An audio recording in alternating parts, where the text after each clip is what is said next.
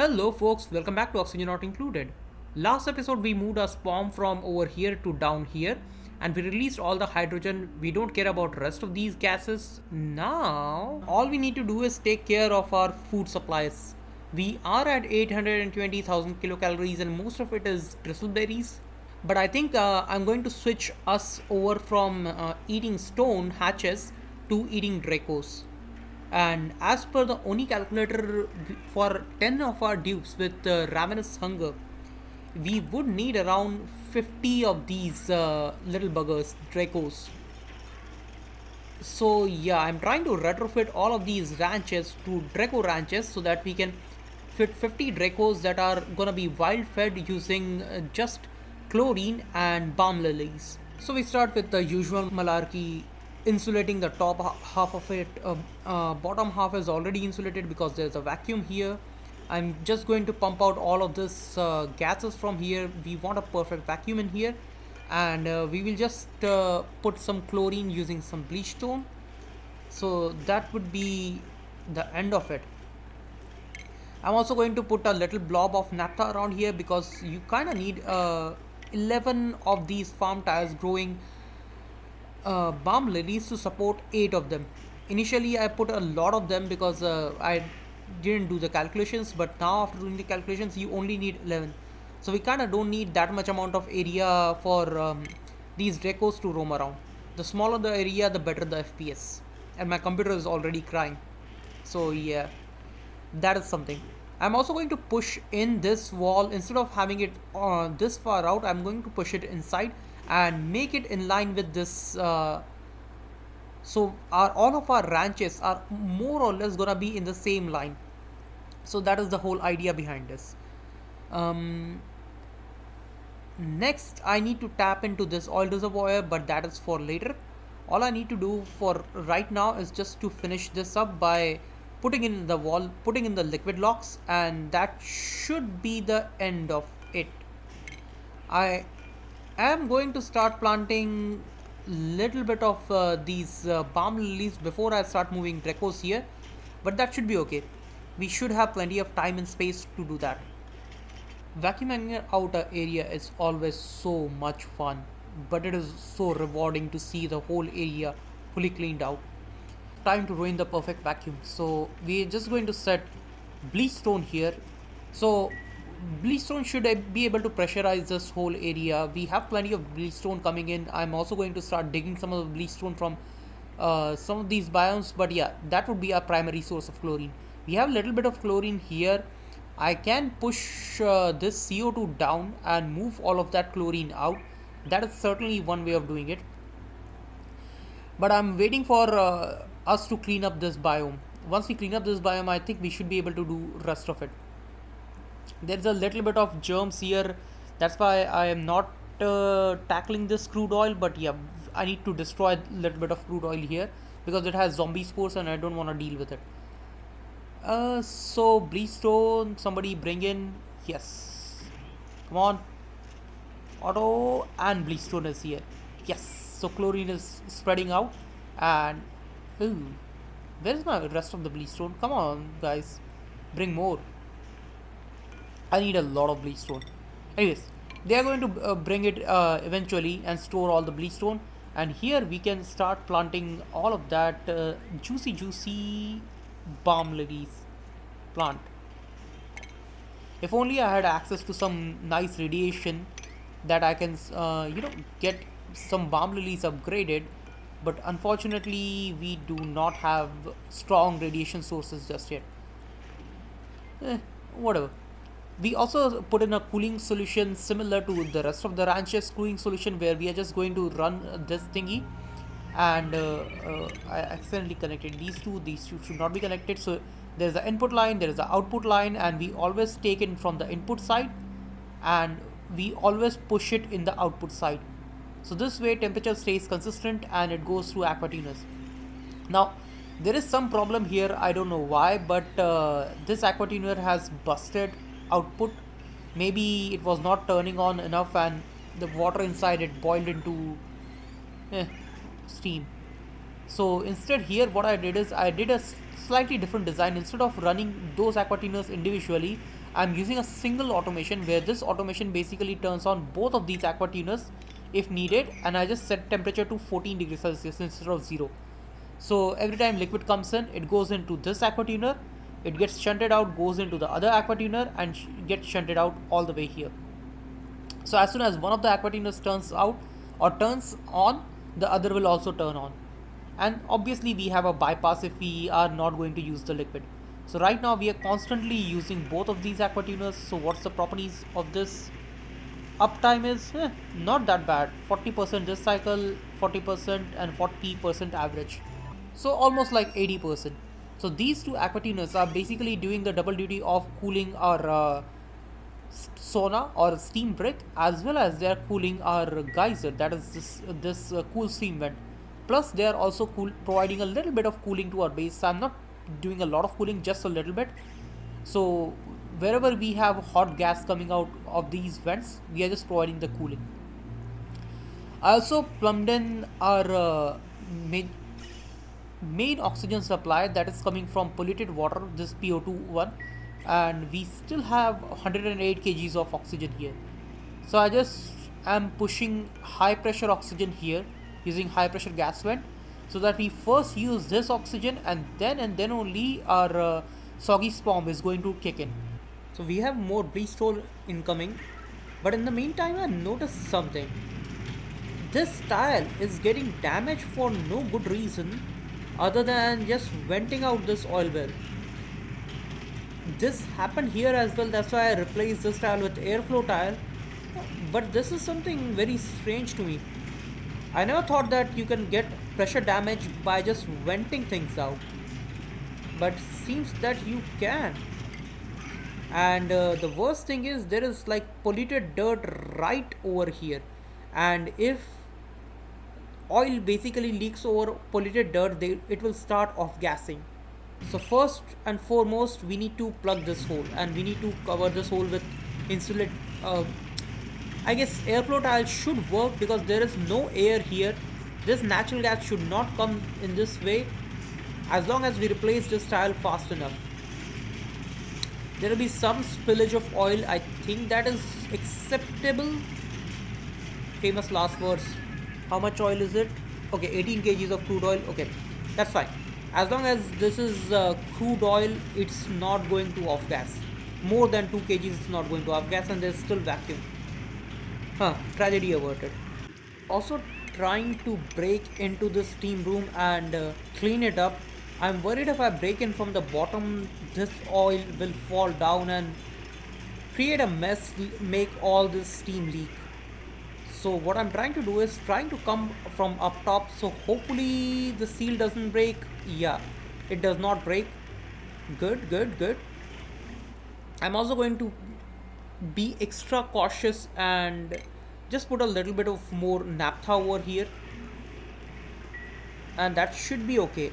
For some reason this is pushing, I don't know why, but if I click on material and if I click on liquids, you can see this is somehow pushing this crude oil up. I do not know how, like there is no way the crude oil can go up, but somehow it is going up. So yeah, that is what it is. Okay, so our Draco farms are up and running. So now we have like 3 Draco farms over here, 1 Draco farm here, 1 Draco farm here, and Draco sharing area over here. And I kinda am running out of space. I want to squeeze all of these ranches on the left hand side of the map and have the right hand side of the map for other big projects. So what I'm thinking is, instead of shipping all the Draco eggs up here and shearing them over here, why not move this sharing area right here? This sharing area, we would need around approximately how much? We would need like 13, or at minimum you would need like 12 tiles of sharing area where Dracos will not jump up and down the wall. So I think we do have around, yes, we do have 12 tiles over here. So I think I'm just going to move all the Draco sharing over here, and maybe also move this Draco ranch, which is just churning out plastic Dracos, somewhere over here. So that would be the idea. And I'm just probably going to even squeeze it a little bit more because right now we are using two of these cheating stations and we technically only need one. So yeah, make it more compact. Even though we might not be able to share all the Dracos, we would still have a lot of reed fiber coming in just from these Dracos, as well as a lot of plastic coming in. You can see we have already 96 tons of plastic without us ever refining plastic. Okay, I lied. Maybe we refined like 20 kgs or something before. But yeah, other than that, there's nothing. So I think I'm just going to copy this design over here.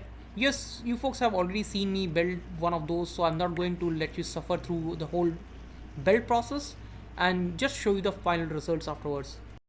And just within a few cycles we are done. We have migrated everything over here. You can see this is again a 96 style stable, a full size stable this time. We have 4 planter pots which we can use to plant mealwood. We have a nice litter condo. We have grooming station obviously and a critter drop off. We have started pumping oxygen in here, so I'm going to pump high pressure oxygen in here. And navigation wise, you can see Dracos should be able to only navigate this area and go up to the grooming station, circle around, and that should pretty much be it. Now they can drop their eggs anywhere on this surface, here, everywhere, right? So that's why we have this automation or auto sweeper that can pick up eggs from this tile as well as everything here. On these two tiles, I'm going to put water as I'm putting over here, as you can see. So Dracos should not be able to navigate on this part. They should stay within this zone. So they should stay somewhere around like 6 tiles of space. Done. We have completed our ranches. We have moved everything from up here down to this place. We have also moved all of our plastic Dracos to a big ranch. Now this is full 96 tiles, as you can see here. And now we can start working on growing some sleet wheat. But before we do that, I think I should be comfortable now, because now we just crossed 1 million calories to start decorating the base a little bit. Just make it cool and nice for our dupes. So what I'm going to do is, first of all, put some blank canvases. We have enough reed fiber coming in. We have like 800 of the reed fibers right now. Just put some paintings here and there, and yeah, we can go from there. For decorations, I think I'm going to skill up somebody. So Ashkin and Harold are totally occupied in ranching. They have literally no time to do anything else. Even though Harold can do mechatronics operating, I don't think Harold has enough cycles to do anything else. Steve is our odd man out, and yeah, still could not figure out what to do with Steve. Otto is gonna be our farmer, and I'm just going to skill up Otto into farming too, and that is gonna be Otto's permanent job. So where is the farming too? Here. Yeah, that's okay. Nicola is a researcher, and I think Nicola is the only one who can afford to get skilled up into some random job like artists, because we do not have any dupes that can go artists. We can also stick with Murray, and Murray is also good at researching. So I think I'm going to skill up Murray into art decorating, because she's a cook and she has nothing else to do other than cooking. So yeah, she can be a part-time artist, decorate the base, and do cooking otherwise. So priority wise, I'm just going to skill up Murray into artistry. So where are you? Your first priority is decoration, second priority is cooking, and then you can do everything else. That's okay. And furniture wise, what I want to do is I want to decorate the whole thing, especially this place where we have all of our dining table, mess tables, and below that we have all of our bedrooms. Now there is a glass window tile. I can obviously upgrade it to diamond later on, but for now this should be able to provide us enough decor to flow in downstairs. So what I can do is decoration. So furniture. Let's just get some paintings and make it look nice for our dupes. So we did a little bit of rejigging. We just moved everything from up here. I'm also going to move my fertilizer synthesizer to down here. Setup is the same. We have weight plate, and based on the weight plate we will have polluted water coming in or out, or polluted water is first going to feed into a fertilizer synthesizer, and then is going to just feed into water sieve. This water sieve does the double duty. It is going to feed our oil wells, both of them, and it is going to feed our bristle blossoms as well as sleep feed. I'm also going to tap the same water pipe to run this oil well as well. So that way we have a better, I guess, farm. So right now I'm squeezing everything 3 tiles to the left. So we have a bigger area over here. I want to build a monument somewhere over here. So that's why having everything in the same line is gonna be helpful. And you can see this was the old boundary of our ranches. Now we are able to create one more empty space right here.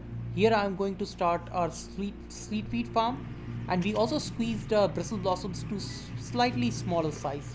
So right now this is still a farm, but this is 78 tiles only, and that's fine. We don't need a lot of bristle blossoms just yet. We just need to get started on our sleet feed production. So for that I'm just going to use the exact same design, where we are going to use this chilling loop, and so I think all I need to do is just to pressurize this area. So for pressurization I'm going to use oxygen, because oxygen has a better thermal conductivity. So if I take a look at thermal conductivity 0.024 as compared to CO2 0.015. So it would be easier for me to keep this area chilled if I use oxygen here. So for oxygen I'm going to use my regular trick of just get the canned oxygen, move it over here, and we can just uncan it. That's the easiest way of getting the area oxygenated. I'm also going to remove all the junk in here, so these auto sweepers can get rid of all this hot debris. And we kind of need to cool this area down to -5, I think 5 degrees Celsius. Yes. So we kind of need to cool this area to 5 degrees Celsius to make sure that sleet weed grows here. And water wise we do have a little bit of water coming in. This water can go to our I guess hydroponics here. Now automation wise this is set to 0 degrees Celsius, so as long as the temperature is below 0 degrees Celsius it will keep circulating, and as soon as the temperature goes above 0 degrees Celsius it will just shunt the output in our trash line, or I guess the output line. And input wise, let's see, we are getting -5 degrees Celsius water, polluted water. So that way we can easily keep the temperature here. Now oxygen wise you can see this area is oxygenated about 9 kilograms, 10 kilograms, damn it. I moved in too much oxygen, 45 kgs. So we just pumped out all the excess oxygen into our base, and now it's sleet. So for sleet wheat we need a temperature that is favorable, which is -55 to 5 degrees Celsius. We have that. We have oxygen environment. We have water, but unfortunately that is a lot of dirt. How many tiles we have? We have like 20 tiles, and 5 per tile, that is 100 kgs. That would mean that with our current dirt supply, I don't know if you can see that, but with our current dirt supply of 36.8 tons, we should be able to support around 300 cycles worth of growth of sleet wheat. That is decent. So I think I'm just going to go ahead and start planting a couple of these sleet wheats. I'm not going to go overboard similar to bristle blossoms, because dirt is not a renewable source. We need a renewable source of dirt before we can expand our population. So for now this should do. Dupes should come and plant it. Right now temperature wise you can see this is nice and balmy, 4 degrees Celsius. Here it's 3.2.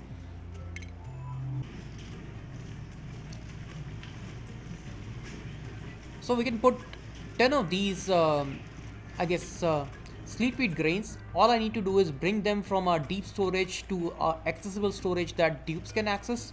So right now I'm just putting them here, so I can choose a grain and this auto sweeper should put it in this one conveyor loader, and it will bring it outside where Dupes can access it and bring it outside.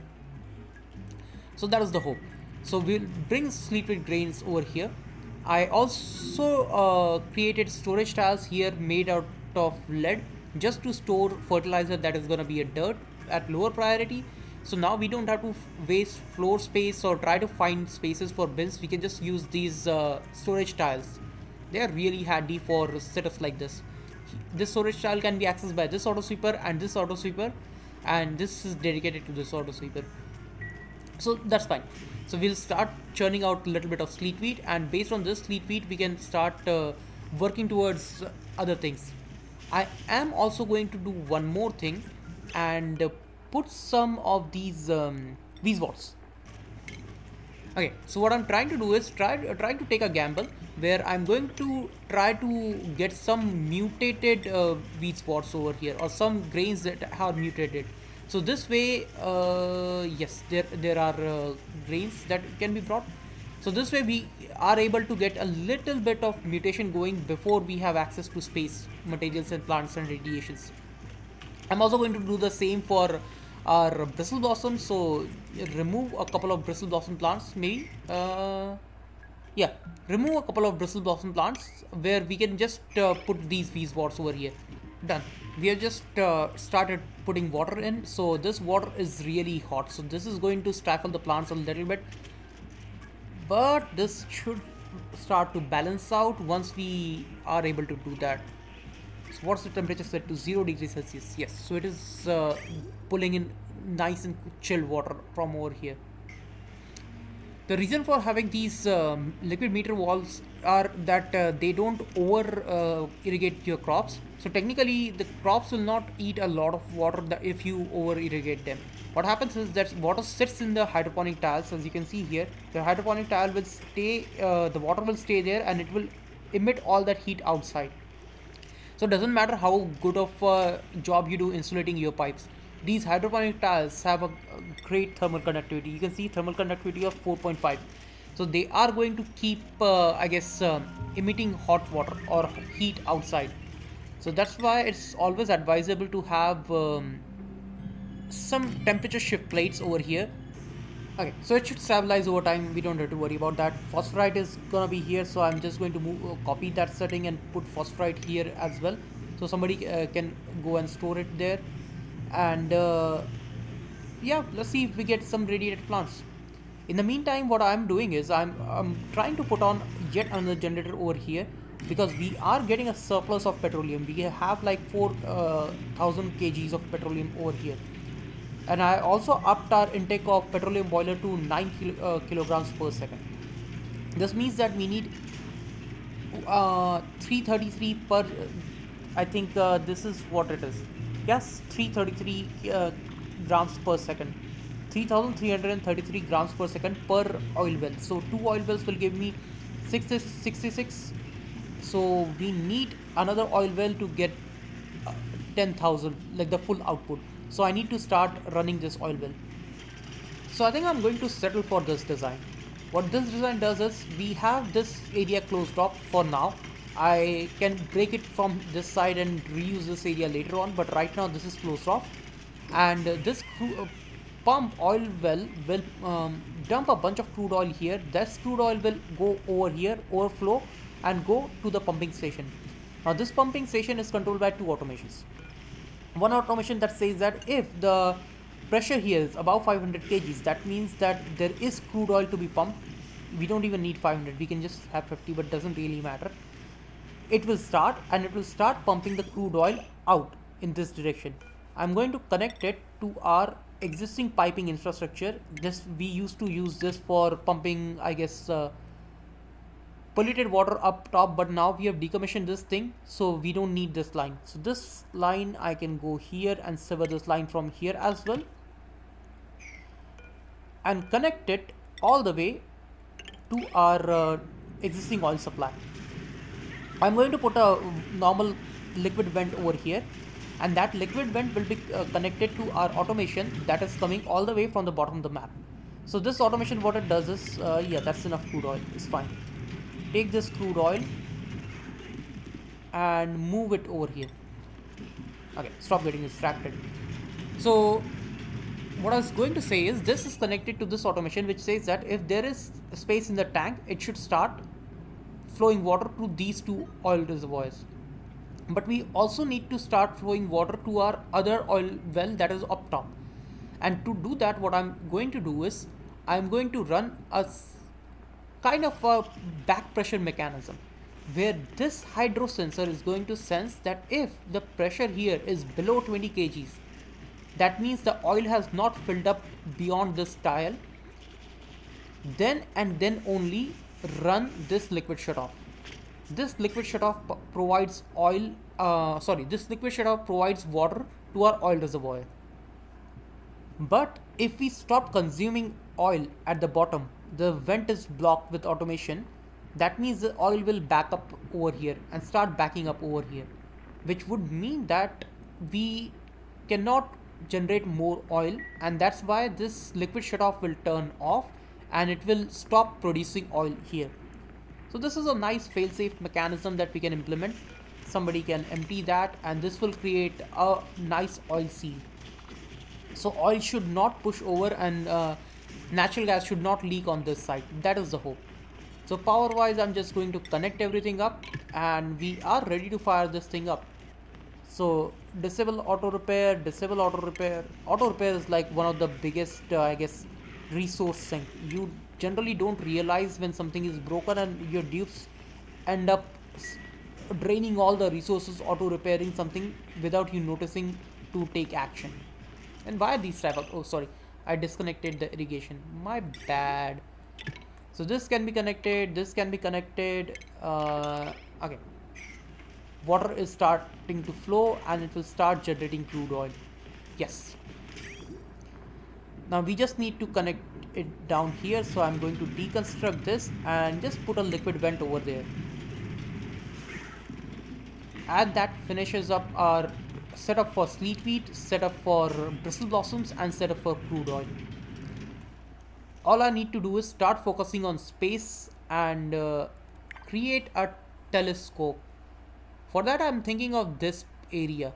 I'll carve out this area, make it accessible so that we can look out in the space and connect it to our lab. So we have yeah, I'll just put a telescope somewhere and our dupes can use it. I decided to go against that idea and just build a telescope right over here. We have a closed telescope that Nicola can use, and it kind of needs oxygen, but we don't really need oxygen because Nicola is in our atmosphere. So yeah, it's fine. So Nicola, go ahead.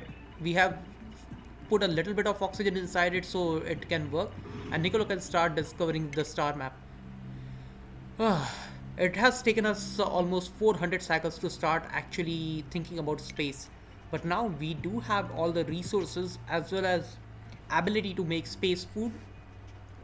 We technically could have used frozen barbecue and I started doing that. So what I did here is I disallowed people from eating barbecues. Right now how many calories we have in barbecue? 58,000 calories. That's good. So all we are going to do is we are going to set this to have barbecue shipped in. So this way what will happen is all this hot barbecue, you can see we have two types of food. We have input that is raw food, we have hot food for duplicants to eat, and we have frozen food for duplicants to take on rocket rides. So this food technically is really hot, 63 degrees Celsius, but because this is sitting inside a nice I guess minus 26 degrees Celsius chlorine, it is considered deep frozen and it does not spoils. On the other hand, the other food that I'm keeping here will just go through this automation or the cooling loop and will chill into a freezing, and this way we can keep this food totally frozen and its internal temperature is also really low. So if I click on properties, it will be minus 21 degrees Celsius. So you can just keep it in a one tile vacuum on any space rockets and it will stay as it is. So that is the idea behind this kind of a perfect kitchen, which does everything that you want and have multiple tiers of food that you can have. I'm going to take the next step and try to figure out what else do I need does needs to be done. So the other thing that I need to do is I need to start cleaning up this geyser. This is okay, this is fun and all, but I need to compress it a little bit. I just want to compress it a little bit so that we can have more space for our entertainment as well as recreation area. I also kind of want to fit in a couple of more labs here. So if I click on research, there are a couple of new labs that we have discovered. We have discovered this thing that is our bioengineering. So now we have a botanical analyzer that we need to put in. We also have space program research somewhere. Oh, we did not finish this research. We should finish that research. We finished this one. We finished this one. We should. Oh, we should also finish this one, because without this, there is no space program. Nuclear reactors. Yeah, we are not going to go nuclear reactors just yet, but we need to finish up all these basic researches so that we can start working towards that. There is another space research station. Keep forgetting where it is. First of all, let me connect the power. So there is a rocketry station that allows rockets to run faster. This is what? Rocket port extraction? No. Yeah, it will come along somewhere down the line. I don't exactly remember which research it is, but yeah. We need to put in the space for that as well. That will boost our rocketry program. So, looking at time, this seems like a perfect point to end this episode. I'm going to do these renovations in the background. Hope to see you folks next time.